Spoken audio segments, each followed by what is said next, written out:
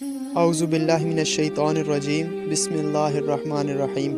السلام علیکم دوستوں، پچھلی ویڈیو قاتلان حسین علیہ السلام کا انجام اور عذاب الہی کا ظہور پارٹ 1 میں ہم نے صحیح بخاری کی حدیث نمبر 3748 بیان کی، جس میں ذکر تھا کہ جب امام حسین علیہ السلام کا سر مبارک عبید اللہ بن زیاد کے سامنے ایک تشت میں رکھا گیا تو اس نے اس پر چھڑی سے مار کر کچھ کہا، اور پھر جامع ترمذی کی حدیث نمبر 3780 کے مطابق ہم نے بیان کیا کہ جب مختار ثقفی کی فوج کی جانب سے عبید اللہ بن زیاد اور اس کے ساتھیوں کے سر لائے گئے تو ان کو کوفہ کی ایک مسجد میں عبرت کے لیے رکھ دیا گیا۔ پھر ایک سانپ وہاں سروں کے اندر سے ہوتا ہوا آیا اور عبید اللہ بن زیاد کے نتھنوں میں گھس گیا۔ آج کی اس ویڈیو میں ہم بیان کریں گے کہ وہ شخص یعنی عبید اللہ بن زیاد کون تھا۔ صحیح مسلم کی حدیث میں ہے، خالد نے ابو عثمان سے نقل کیا کہ جب زیاد کی نسبت ابو سفیان کی طرف ہونے کا دعویٰ کیا گیا تو میں جناب ابو بکرہ سے ملا اور پوچھا، یہ تم لوگوں نے کیا کیا؟ میں نے سعد بن وقاص رضی اللہ تعالی عنہ سے سنا، وہ کہہ رہے تھے کہ میرے دونوں کانوں نے رسول اللہ صلی اللہ علیہ وآلہ وسلم سے سنا، آپ فرما رہے تھے، جس نے اسلام کی حالت میں اپنے حقیقی باپ کے سوا کسی اور کو باپ بنانے کا دعویٰ کیا اور وہ جانتا ہے کہ وہ اس کا باپ نہیں تو اس پر جنت حرام ہے۔ اس پر حضرت ابو بکرہ نے کہا، خود میں نے بھی رسول اللہ صلی اللہ علیہ وآلہ وسلم سے یہی سنا ہے۔ صحیح مسلم حدیث نمبر 219۔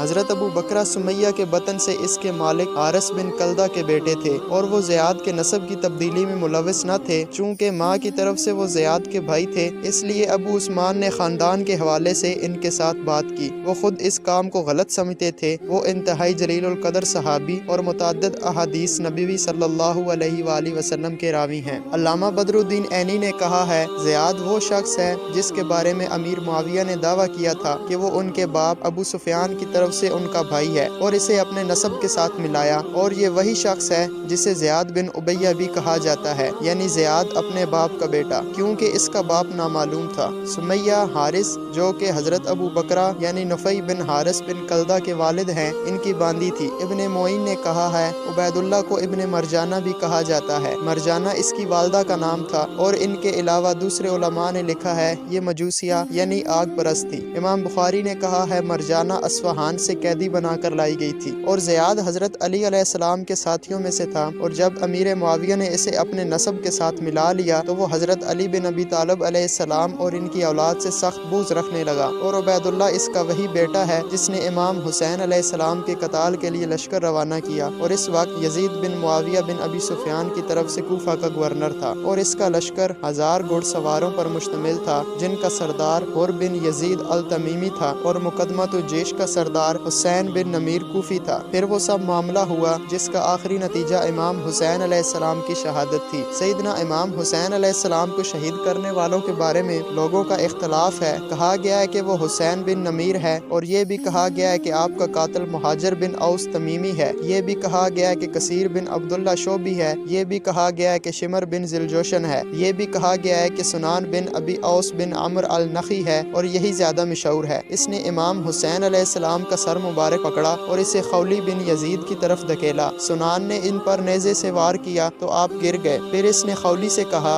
ان کا سر قلم کر دو۔ اس نے اس کا ارادہ کیا لیکن وہ کانپ گیا اور نڈھال ہو گیا، تو سنان نے اسے کہا، خدا تمہارے بازو کی طاقت ختم کر دے اور تمہارے ہاتھ جدا کر دے۔ سو وہ بدبخت خود آپ کی طرف اترا اور آپ کو ذبح کر دیا۔ یہ جمعہ اور عاشورہ کا دن اور سن 61 ہجری تھا۔ پھر وہ امام حسین علیہ السلام کا سر انور اور دوسرے شہداء کے سروں کو اٹھا کر عبید اللہ بن زیاد کے پاس لے گیا جو کہ کوفہ میں تھا، اور وہ 72 شہداء کے سر تھے۔ خولی بن یزید نے امام حسین علیہ السلام کا سر مبارک اٹھایا، کندہ نے 13 سر اٹھائے، حوازن نے 20 سر اٹھائے، اور بنو تمیم نے 20 سر اٹھائے، اور بنو اسد نے 7 سر، اور مزہج نے 11 سر اٹھائے۔ ان سروں اور قیدیوں کے ساتھ شمر بن ذوالجوشن، قیس بن اشد، عمر بن الحجاج اور عروہ بن قیس نے پیش قدمی کی، یہاں تک کہ وہ سروں اور قیدیوں کو لے کر عبید اللہ بن زیاد لعنتی کے پاس آ گئے۔ اسے علامہ عینی نے عمدۃ القاری جلد 16 صفحہ نمبر 240 اور 241 پر بیان کیا۔